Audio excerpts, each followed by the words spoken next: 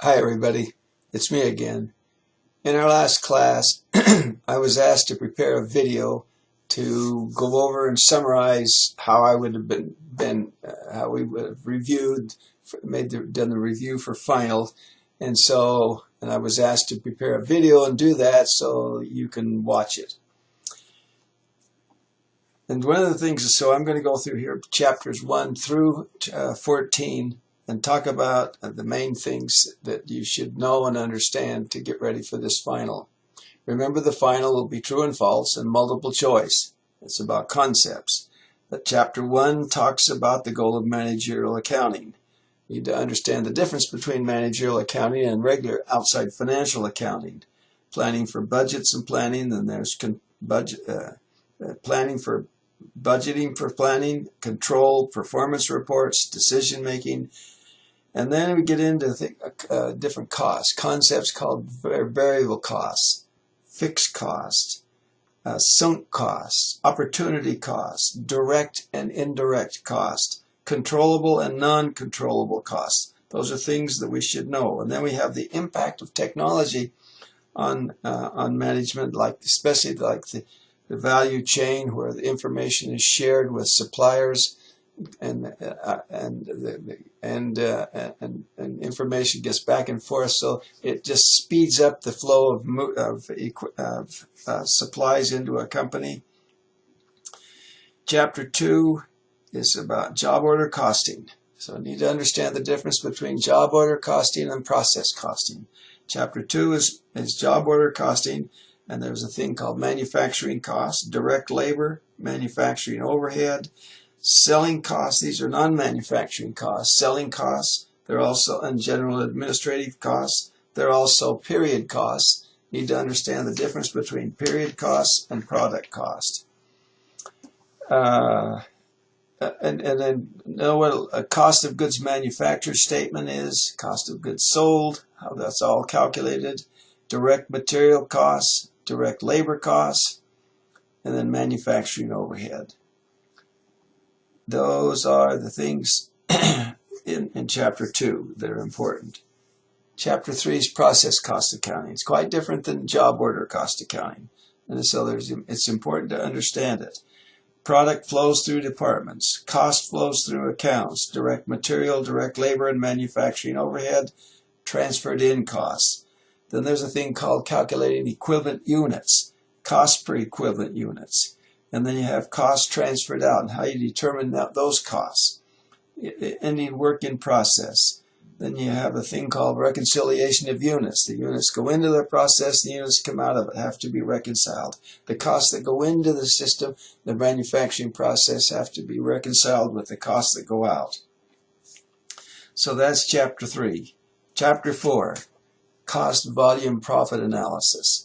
Again, we get into the determination of variable cost, fixed cost, mixed cost, step costs. So we come up with different methods to determine fixed and variable costs. And one is account analysis. Just what that is that. Scatter graphs, a high-low method, regression analysis. And then there's this thing called the profit equation, which there's a break-even point we can calculate from that. What is contribution margin? There are units needed to achieve a target. What's the contribution margin ratio? You can play what if with those kinds of things. We can play what if analysis. Okay, Chapter 5 is variable costing. And you need to understand the full absorption and variable costing concepts. What is variable costing? Income statement. And how does it differ from full cost?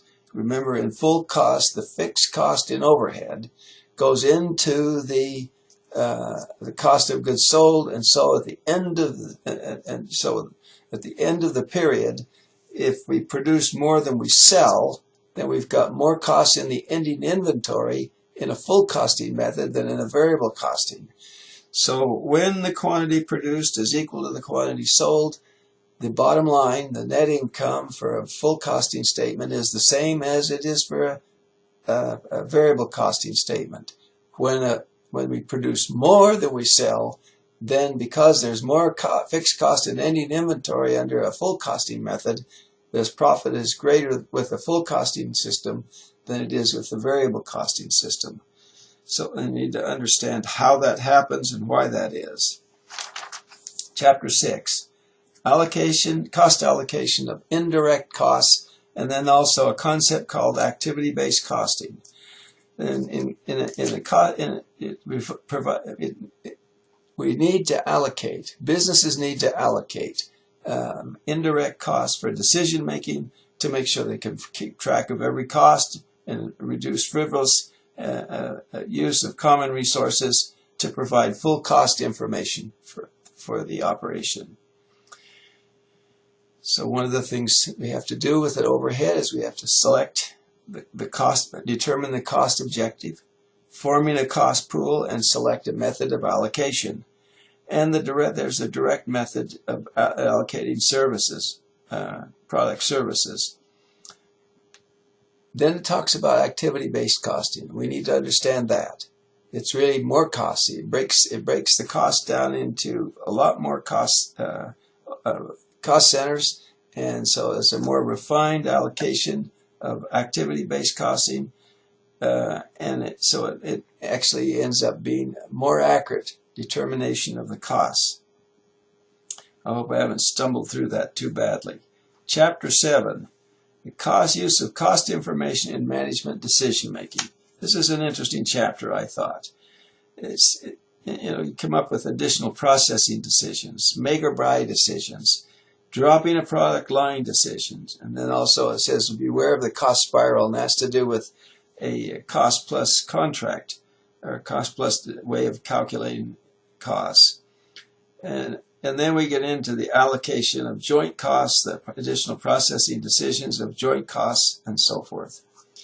Chapter 8, which is pricing decisions and profitability analysis. And then we got into this profitability maximizing profit maximizing price. What price gives us the best bang for the buck? And you remember we go through and ask our marketing personnel to tell us how many units can be sold at different prices. And we use those, put those in a spreadsheet to come up with the price that makes the most profit for us. And then there's special pricing of orders, cost plus pricing. Target costing, I thought, was a very interesting one. And then there's activity-based pricing for customers, because some customers are more profitable than others. Chapter 9, capital budget. This was a very important. Capital budgeting is critical for a company. We talked about what a capital budgeting is, and how do we evaluate it. And to evaluate a capital budget, we use such concepts as basic time value of money calculations, the net present value method, the internal rate of return, and we've talked about how depreciation and taxes can impact the cash flow, because these evaluations are all made on the basis of cash flows. Okay, I think that's basically what we talked about in that chapter. Chapter 10, budgetary planning for control. We spent a lot of time going through this one. You have sales budget, production budget, direct material purchases budget, direct labor budget, manufacturing overhead budget, selling and administration expense budgets, budget income, capital acquisition budget, and then we have a cash flow budget. And then from there we can also have a budget balance sheet. So those are important to go through. Then chapter 11 is the standard cost, variance analysis. What are standard costs and how are they developed is something we need to know. And so we come up with the development of standard costs, and the basic we come out of there is variances. We compare there's material variances, there's a material price variance, and a material quantity variance. Then there's labor. There's a labor rate variance, and an efficiency variance, a labor efficiency variance. Overhead variances. There's a controllable overhead variance, which is there's detailed analysis of controllable overhead, and then overhead volume variance. So anyway, those are things those are variances are important that we can work on. Chapter 12, decentralization and performance evaluations. We talked about the advantages and the disadvantages of decentralizations. And we evaluate units and evaluate subunit managers. Talked about cost centers, and profit centers, and investment centers, and how we measure each of those. And this concept of return on investment. We talked about coming